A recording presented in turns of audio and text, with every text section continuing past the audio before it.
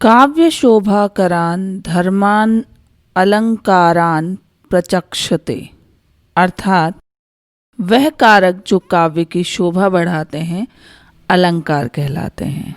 अलम अर्थात आभूषण, जो भूषित करे वह अलंकार है। अलंकार कविता कामिनी के सौंदर्य को बढ़ाने वाले तत्व होते हैं। जिस प्रकार आभूषण से नारी का लावण्य बढ़ जाता है, उसी प्रकार अलंकार से कविता की शोभा बढ़ जाती है। शब्द और अर्थ की जिस विशेषता से काव्य का श्रृंगार होता है, उसे ही अलंकार कहते हैं। जैसे आगे नदियाँ पड़ी अपार, घोड़ा कैसे उतरे पार, राणा ने सोचा इस पार, तब तक चेतक था उस पार।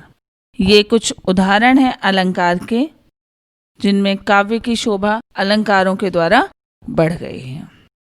अगर आपने हमारे चैनल को सब्सक्राइब नहीं किया है तो सब्सक्राइब कर लें, बेल आइकन को दबाएं ताकि हमारे चैनल की नोटिफिकेशन जल्द से जल्द आप तक पहुंच सके। अब आइए जानते हैं अलंकार के भेद। अलंकार के 3 भेद हैं, शब्द अलंकार, अर्थ अलंकार और उभय अलंकार। शब्द अलंकार और उभय अलंकार के बारे में हम हमारे पहले वीडियो में पढ़ चुके हैं। आज हम इस वीडियो में अर्थ अलंकार के बारे में जानेंगे। तो आइए अर्थ अलंकार की परिभाषा पढ़ते हैं। जिस अलंकार में अर्थ के माध्यम से काव्य में चमत्कार उत्पन्न होता है वहाँ अर्थ अलंकार होता है। या हम इनको कह सकते हैं कि वाक्य या छंद को अगर अर्थों के आधार पर सजाया जाए तो ऐसे अलंकार अर्थालंकार होते हैं। आज हम अर्थालंकार के मुख्य 5 जो भेद हैं हम उनके बारे में पढ़ेंगे। पहला है उपमा अलंकार, दूसरा रूपक अलंकार, तीसरा उत्प्रेक्षा अलंकार, चौथा अतिशयोक्ति अलंकार और 5वां मानवीकरण अलंकार। तो आइए एक एक करके इनके बारे में जानते हैं। सबसे पहले है उपमा अलंकार। उपमा अलंकार जब किन्हीं 2 वस्तुओं के गुण, आकृति, स्वभाव आदि में समानता दिखाई जाए या 2 भिन्न वस्तुओं की तुलना की जाए तब वहां पे उपमा अलंकार होता है। उपमा अलंकार में एक वस्तु या प्राणी की तुलना दूसरी प्रसिद्ध वस्तु के साथ की जाती है। जैसे हरिपद, कोमल, कमल। ऊपर दिए गए उदाहरण में हरि के पैरों की तुलना कमल के फूल से की गई है। यहाँ पर हरि के चरणों को कमल के फूल के समान कोमल बताया गया है। यहाँ उपमान एवं उपमेय में कोई साधारण धर्म नहीं होने की वजह से तुलना की जा रही है, अतः यह उदाहरण उपमा अलंकार के अंतर्गत आता है।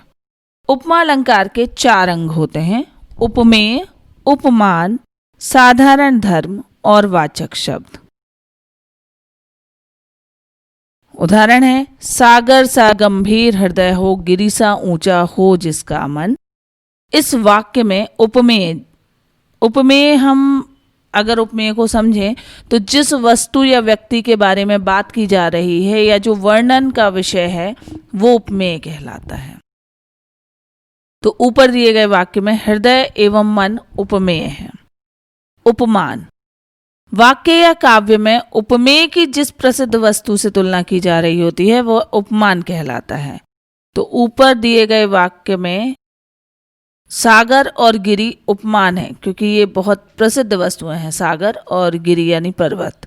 साधारण धर्म उपमान और उपमेय में समानता का धर्म होता है, अर्थात जो गुण उपमान और उपमेय दोनों में हो जिससे उन दोनों की तुलना की जा रही है वही साधारण धर्म कहलाता है। तो ऊपर दिए गए उदाहरण में गंभीर एवं ऊंचा साधारण धर्म है। वाचक शब्द वह शब्द होता है जिसके द्वारा उपमान और उपमेय में समानता दिखाई जाती है। जैसे सा, ये साधारण धर्म है, तो ऊपर दिए गए उदाहरण में सा, सागर सा, तो जो सा शब्द जो हमने प्रयोग किया है वह वाचक शब्द है। अब अगला है रूपक अलंकार। जब गुण की अत्यंत समानता के कारण उपमेय को ही उपमान बता दिया जाए, यानी उपमेय और उपमान में अभिन्नता दर्शाई जाए तब वह रूपक अलंकार कहलाता है। दूसरे शब्दों में हम बोल सकते हैं कि रूपक अलंकार में उपमेय और उपमान में कोई अंतर दिखाई नहीं पड़ता। जैसे पायो जी मैंने राम रतन धन पायो, ऊपर दिए गए उदाहरण में राम रतन को ही धन बताया गया है। राम रतन उपमेय पर धन उपमान का आरोप है एवं दोनों में अभिन्नता है, मतलब दोनों अलग अलग नहीं है। यहाँ आप देख सकते हैं कि उपमान और उपमेय में अभिन्नता दर्शाई जा रही है, इसलिए हम इसको कह सकते हैं कि रूपक अलंकार का उदाहरण है। अब अगला है उत्प्रेक्षा अलंकार। जब समानता होने के कारण उपमेय में उपमान के होने की कल्पना की जाए या संभावना हो तब वहां उत्प्रेक्षा अलंकार होता है। यदि पंक्ति में मनु, जनु, जनहु, जानो, मानहु, मानो, निश्चय, ईव, ज्यों आदि शब्द आते हैं तो वहां पे उत्प्रेक्षा अलंकार होता है। जैसे सोहत ओढ़े पीत पट, श्याम सलोने गात, मानहु नीलमणि सैल पर, आतप परयो प्रभात। इस उदाहरण में ये बताया गया है कि किस तरह से पीले वस्त्र कृष्ण के ऊपर सुशोभित हो रहे हैं और वो ऐसे लग रहे हैं जैसे नीलमणि पर्वत पर प्रभात की किरणें पड़ रही हैं। तो ये उत्प्रेक्षा अलंकार का उदाहरण है। अब अगला है अतिशयोक्ति अलंकार।